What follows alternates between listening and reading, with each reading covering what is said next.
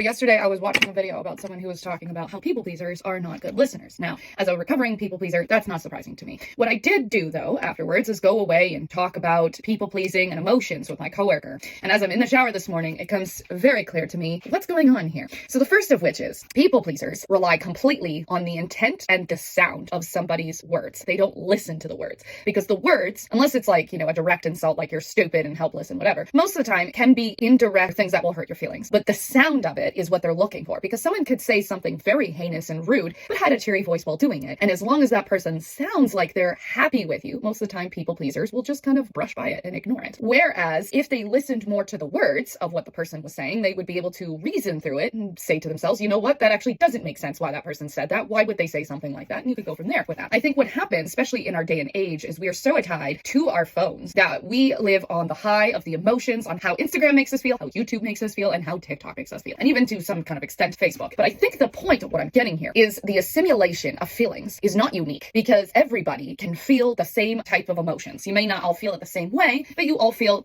some type of way. Whereas the thoughts we have, those are the ones that are unique and make you the most confident version of yourself and make you also reason through the feelings that you're having. If we are completely relying and trying to understand or digest other people's feelings all the time because we're worried they don't like us or we want to make sure that nobody yells at us again like they did when we were children, you focus on the emotions and then you tap back into the emotions and then you're reinforcing a people pleaser belief, but you're not listening to people. So on some levels, it works for the people pleaser. But if you want to grow and have developed relationships, you have to listen to the other person's words. And most of the time that is ignored because it's either you're looking for a way to find defensiveness in there because you're a people pleaser and you don't like the fact that somebody might not like what you said, or they might go against with what you said. If you're leading with feelings, it hurts your ego to tell you that you're wrong sometimes. And that is a very big pill for people pleasers to swallow. And oftentimes they will disregard it, get defensive, or they will turn their attack back on you, which they learned actually from their narcissist. And then also on the other level, people pleasers like a simulation. They don't even realize that they do, but they do, because people pleasers fall in line. They're too busy trying to make everybody happy. They're trying to be perfect. They're trying to be organized. They're trying to make everything work for them. Because of this, oftentimes people pleasers are actually looking for more assimilation in society, because if everybody was just good all the time, we would never have fights and yelling would be gone. It would be banned. It would be illegal. But that's not a way to live your life. In fact, it makes no sense to live your life that way because it's really not respectful of autonomy. And also it's not respectful of your own autonomy, especially in the cases of you want to find yourself, you want to understand yourself, you want to separate yourself from your narcissistic abuser. You might have to unpack some of these feelings that you pride yourself in assimilating yourself to the greater society with. And you're going to have to do that by some thoughts and soul searching. Anyways, thought I would just unpack that with you. I'm going to apply some lipstick. I hope you have a lovely day.